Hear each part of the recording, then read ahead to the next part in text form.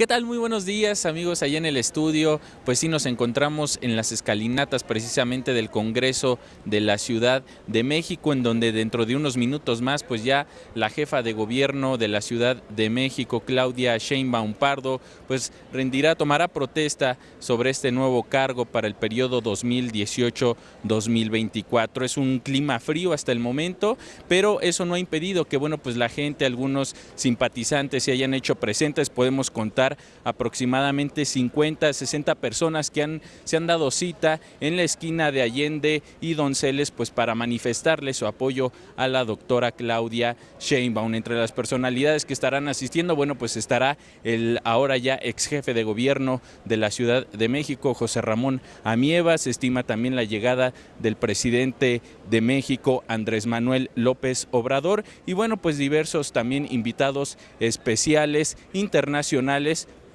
que, bueno, pues estaremos también viendo pasar dentro de unos minutos más, tanto a este recinto como al Teatro Esperanza Iris, que, bueno, pues más tarde también ahí se organizará un evento con un mensaje especial de la jefa de gobierno entrante, Claudia Sheinbaum. Nosotros vamos a seguir muy pendientes de lo que se presente aquí en el recinto del Congreso de la Ciudad de México. Hace unos minutos pudimos escuchar ya el ensayo de la banda de guerra, bueno, pues que estará también entonando el himno nacional, rindiendo honores a la bandera durante la ceremonia que se realice en unos minutos más aquí en el Congreso de la Ciudad de México. Regresamos la cámara y los micrófonos al estudio.